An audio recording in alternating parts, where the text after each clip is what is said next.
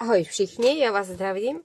Tady v tom videu bych vám ráda ukázala ilustraci ke knize Eduarda Basse, Circus Humberto, kterou budu číst. Je to rozsáhlý román a já si ho chci přečíst, abych si nastudovala nebo abych se podívala, jak je strukturovaný takový rozsáhlý román, který mluví o několika generacích.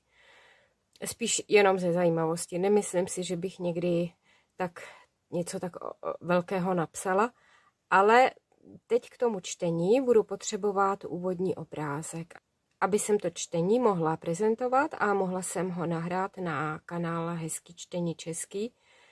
Já jsem teď 3 týdny nečetla, protože jsme měli nějaké ošklivé nachlazení a měla jsem úplně špatný hlas, takže jsem nemohla číst a musím tu obálku dělat rychle, protože dnes bych měla nahrát video, je úterý, v úterý nahrávám čtení pro dospělé a knihu Circus Humberto jsem začala číst jakoby do zásoby, abych ji mohla začít publikovat někdy na podzim, ale tím, že jsem 3 týdny nečetla, tak jsem vyčerpala všechno čtení, co jsem měla připravené a už nic nemám, takže musím začít publikovat tady to. Doufám, že už koncem týdne začnu číst. Už se na to tak strašně těším. Ale dneska musím teda malovat, protože dnes večer musím to video nahrát a podívejte se, co tady mám. Bílý papír. Trošičku už jsem si udělala v hlavě představu, jak ten obrázek bude asi vypadat. Tak když se mluví o cirkusu, nesmí tam chybět cirkusový stan, to je úplně jasný. Prostě to je typický obraz cirkusu, ten stan tam musí být. Takže určitě tam ten stan chci, akorát, že já prostě pracuju s A4. Je to kvůli praktičnosti, protože se mi vejde do skénéru, který mám doma. A nerada bych dělala veliký formát, se kterým bych potom musela obíhat kopírky, protože s tím byly pořád nějaký problémy. Takže já, když pracuji s A4, já to můžu doma krásně naskenovat. Ale ten cirkusový stan je ohromný, ten prostě se mi sem asi nevejde, nebo bych musela udělat nějaký strašný blechy a to se mi taky nechce. Takže udělám to, že udělám jenom jakoby takhle vstup a udělám tu plachtu, roztaženou plachtu, protože zase by byla škoda, aby nebylo vidět, co se tam v tom cirkusu děje. Tam hned ve 2. nebo ve 3. kapitole vypráví Eduard Bass o tom, že tam mají krásnou manéž a že tam mají vystoupení s koňmi. Takže já bych tady udělám jakoby plachtu, která otvírá ten cirkus a udělá nám škvíru, kterou my nahlídneme do toho cirkusu. Takže tady bych chtěla udělat aspoň nějaké koně a nějaký čas toho cirkusu. A potom teda tady na těch stranách tady bude dost jakoby volná plocha, takže ty nápisy dám asi sem. No. A budu s tím mít dost práce, podívejte se, nemám nic, mám jenom takový ubohý nápad. Tady nakreslím nějaký ty koníčky a ještě by to chtělo aspoň nějakou akrobatku, no tak jestli takhle by tady visela ta akrobatka nějaká krásná, no ale podívejte se, jako kolik tady na to mám místa, no. Tak možná ještě posunu tady ten vstup do té manéže. Takže uvidíme. Musím si to připravit a začít pracovat.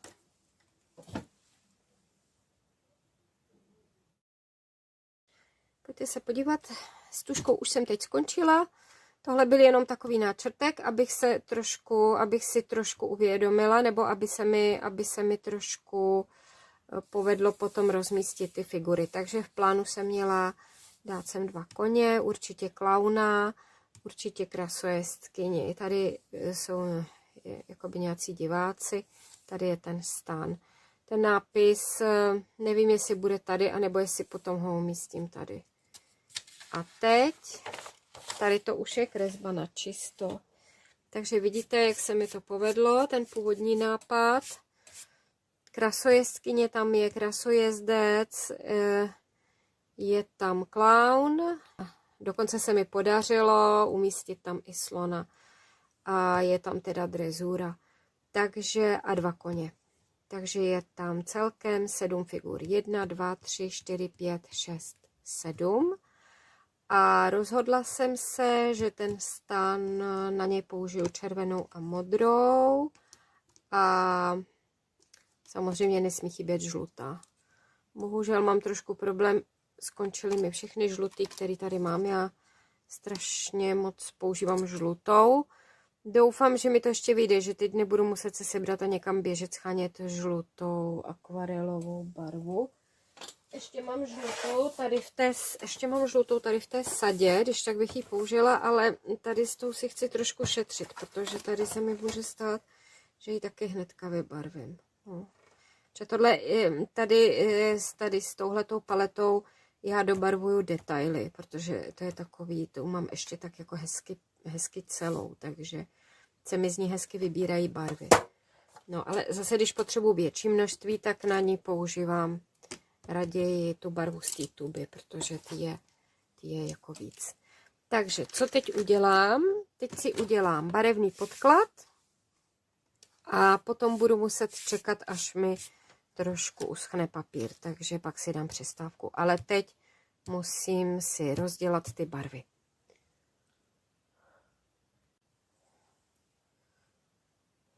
Takže jsem měla štěstí, trochu jsem té žluté vymáčkla, ale aby se mi podařilo ji otevřít, musela jsem si dojít pro kleštičky. Ale je to dobrý. Je to dobrý, takže se jde barvit. Co udělám? Já tu manéž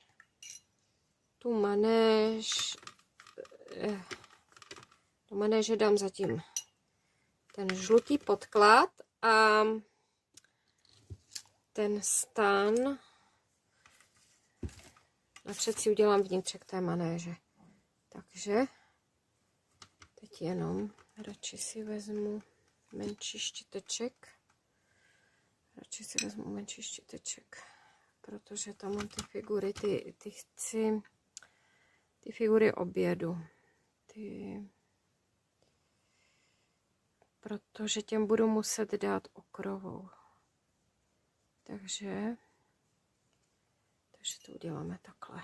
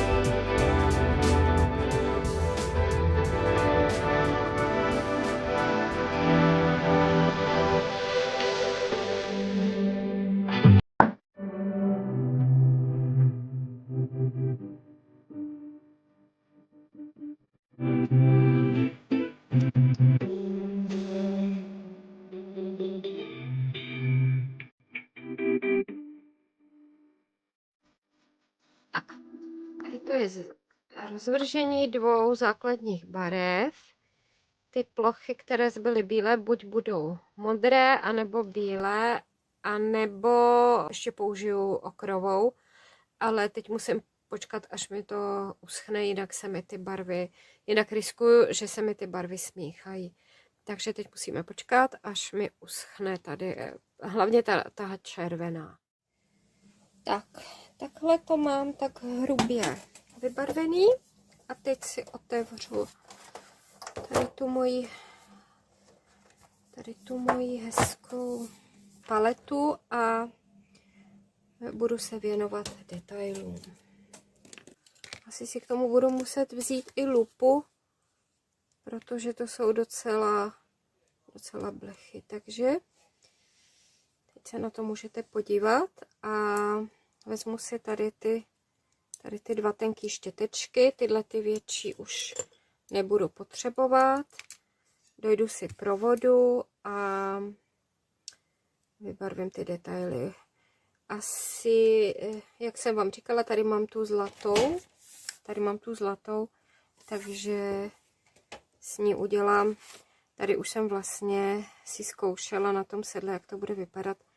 Asi udělám ty krasojeskyni nějaký zlatou ozdobu, možná dám zlatou ozdobu sem. Tady ten drezer, ten bude mít tmavý oblek. Toho šaška musím nějak ještě vymyslet. Asi bude trošku víc modrý. No, takhle se mi moc nelíbí. A ten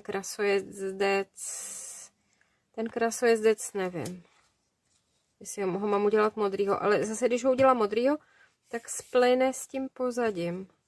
Takže asi možná ho taky udělám s nějakýma zlatýma ozdobama. A tady jsou diváci, tak ty budu muset jenom tak jemně zvýraznit. No, ten slon, podívejte se, tak tomu akorát asi stmavím oči, aby byl vidět. A tak jo, zatím jako není to úplně nádhera, ale uvidíme, jak to dopadne. Jo?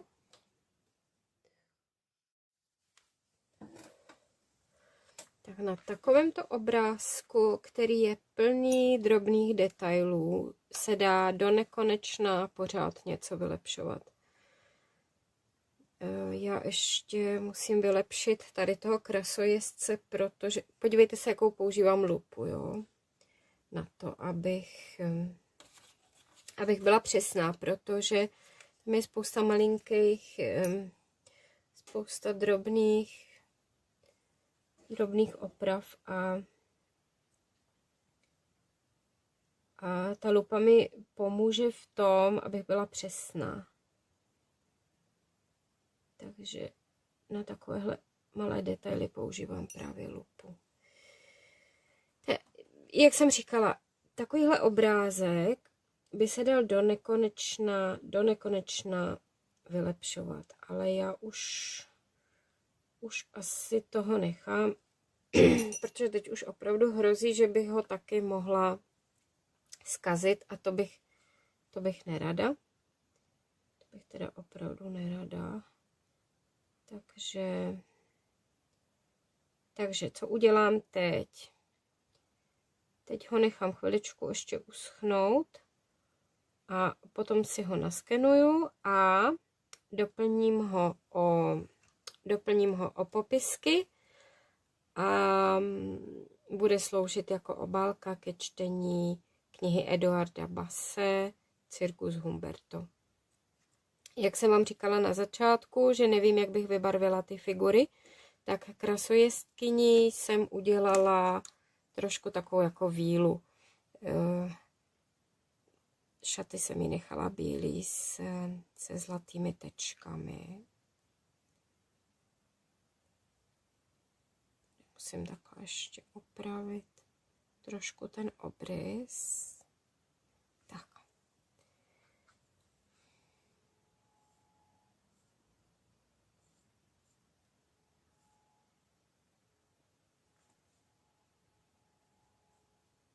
Trošku tuškou jemně naznačím ty linky ještě, kde je to třeba. Další krasojezde, toho jsem nechala v ponožkách, přišlo mi to. I vlastně ona nemá boty, přišlo mi to takový lepší. Klauna jsem vybarvila dost barevně, no nevím, jak se vám bude líbit. Slon tady krásně vykukuje. A krotitele jsem se nakonec rozhodla, že mu udělám černý kabát a červený kalhoty, aby to všechno tak nějak ladilo. Takže přijďte se podívat, jak dopadla obálka. Za chvíli se přiložím. A mějte se krásně. Pokud by vás zajímaly další moje výkresy, další moje obrázky, všechny obrázky, které jsou na kanále Hezký čtení český, jsem dělala já, takže můžete se podívat. Tam jsou všechny ty obrázky vystavené. Ahoj!